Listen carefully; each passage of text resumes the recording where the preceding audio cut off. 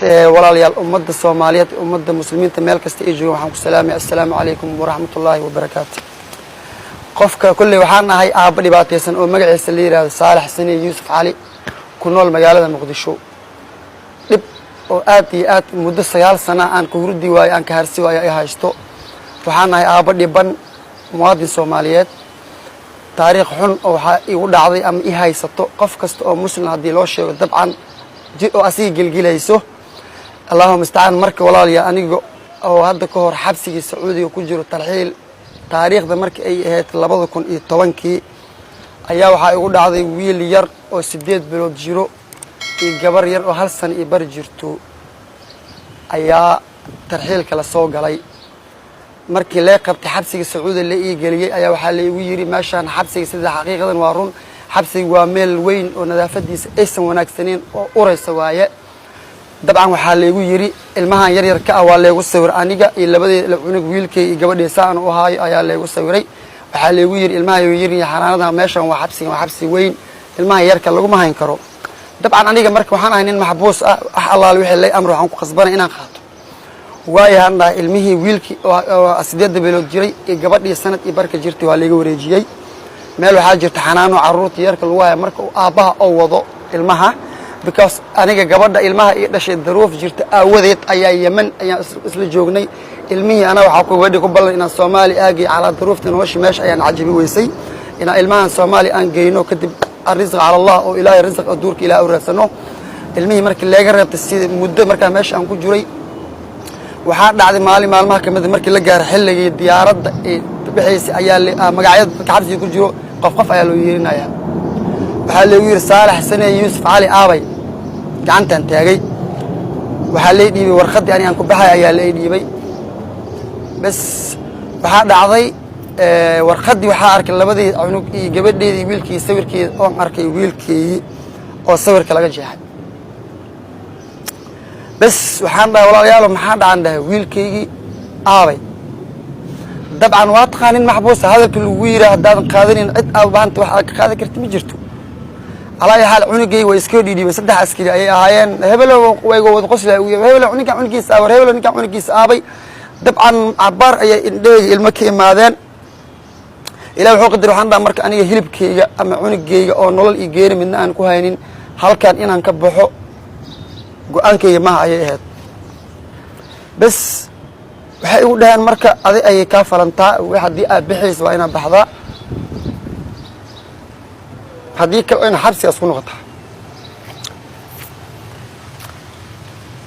حبسي أيام كلها بتنبحها أنا هاي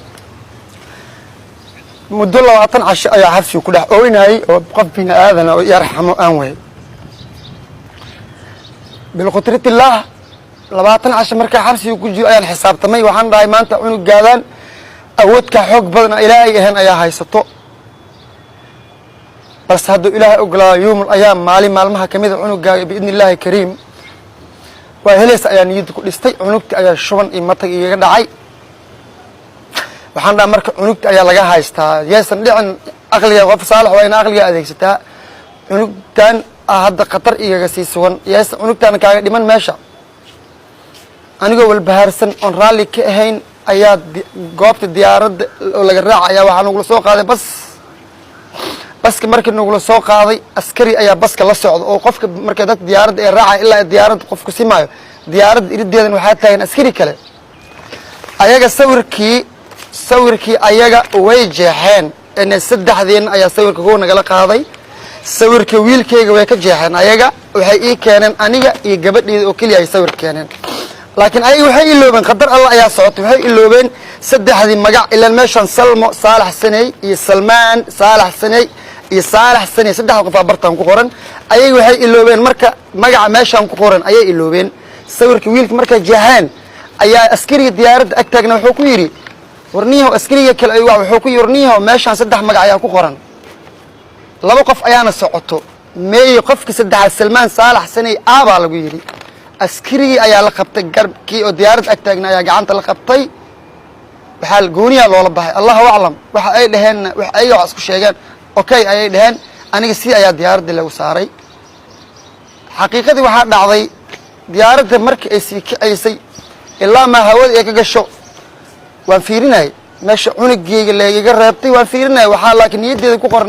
ku qorneed wama alxayaatu dunya ilaa mataaca alghurur allahi adduunka inta lagu noolaana wax yar ah haddii aan noolahay inaan cunugey oo xalaal yahay dhiiggay hilibkii waxaa ogaa maalmaha kamid ah inuu ilaahay ii soo yeerin doono waan fiirinayay ilaa hoos diyaaradda ee ka kacdo waan fiirinayay bilqudratillah wadankayga ee imaad isla xilligaasna awood waa yeela waayey qof wax ii qabato because aabbo waxaan ahay aad xaqiiqada daruufaysan yemanaan ka imaaday wax shilin oo isku furtay markaa muqdisho aan kasoo degaayay $1 jeebkayga kuma aysan jirin waalidiinteed ayaa u imaaday xaqiiqadii waalidkayga aabay waa oday 80 jir ah hooyadeen waa yaayeel aaba wiilkii markaa dhan aab neefsadeed ayaa iqaaday waxaan dhahay aaba wiilkii wuu iga geeriyooday because haddaan dhaho aaba wiilkii iyo hooyo aan u sheego xaqiiqada waalidkayga waalidka daruufaysan ay ahaayeen ma aysan awoodin maanta inay raadiyaan way walbahaari lahaayeen way murugoo lahaayeen balse waxaa isdhaha saalax adaa nin rag ah ninka raggan adduunyada wuxuu u joogaa rafaadka raaxa intaba u joogaa waxaan dhahay marka adiga le ana nafsadayda ilaa xilligaas 9 sanadood ana nafsadayda iqaabay aniga nafsadayda ku qarsanay waxaa dhacday inaan iska laabto aan laabto waxaan u laabtay yemen xamar xoogaa markaas maasha allah tabaarakallah maanta dawladda Soomaaliyeed waxaa leenahay xaqiiqada lagu faani karo ayaa leenahay ma aysan jirin xaaladda maanta muqdisho markaas xilligaas waxay ahayd nusna dabcan waa iska warqabnaa inaan dabcan waa qof kasta Soomaali uu ogyahay muqdisho 2010 waxay ahayd dabcan ayada kala bar xoogaa problemkeeda aad u badnaa waan laabtay waxaan ku laabtay yemen anigoo markaas salaada tukado alla bari jiray dhihi jiray cuniga hadduu hilibkaada xalaal yahay maalin buu ilaahay ku soo yirin doonaa meesheeda iska joogay alxamdulillah gabadhi xaaska ilmaha irash waxay u dhahay saalaxo wiilkeeni mee waxaan dhahay wiilka qadar alla ayaa nagu dhacday qadarta allana qof kasta way ku dhacaysaa annaga waxaan nahay bini aadan daciifaan nahay amar alla ayaa nagu dhacay ubadkaas shalay ilaah ayaa wiilkaasna siiyey insha allahu tacaala bedelkiisna ilaah noogu gargaaraya ha isdhiibin ha ismurjin niyadaada qabooji ayaan gabadha xaaskeyga ooga dhaadhiciyay inay taariikhdaas igu dhacday alxamdulillahi rabbi alcaalamiin xilligaas kadib 5 caruur ilaahay sii maasha allah tabaaraka allah iyo gabadhii hore Soomaaliya oo kale 6 caruura marka walaalayaal waxaan ahay aabba dhibaataysan oon hal habeen 9 sano oo dhalato aan hal habeen hurdo raaxal aan hurdin maanta ma awoodo inaan baxo diyaarad aan hadda maanta awood aan lahaa inaan baxo diyaarad aan raaciyo Sacuudi tagi lahay ayaan dhihi lahay safaarad in loo kasta ayaan gali lahay waxaan dhihi lahay maanta cunugii ayaa iga maqan laakiin ma awoodo maanta subaxdii ayaan soo kacay ilaa 3 saac 4 saac mooto laba lugaaley ah dabcan waa ogtihiin nolosha dabcan qofka doorsan waxba haysan rizq xalaal si kasta oo kugu soo galo inaad ku raadisaa mooto laba lugaaley ayaan wataa ilmahayga subaxdii ilaa 4 saac 4 door 5 door waxaa helaya ilmahayga uga raadsadaa waa imaada waxaan wareegaa xafiis kasta waan garaac alxamdulillah maanta ilaahay wuxuu ii saalay idaacadda goob joog maanta madaxooda kor ahaato way jirtaa maanta idaacado badan oo muqdisho aan tagay oo isbuuc idaacado badan oo muqdisho aan tagay way jiraan xaqiiqadii aan qof bini aadan aan dulmin waxa ilaahay igu og yahay qof kasta marka uu wax igu jawaabay ilaa aan daruuf ay iga muuqato balse qofka dooli bisan yahay gaari oo wato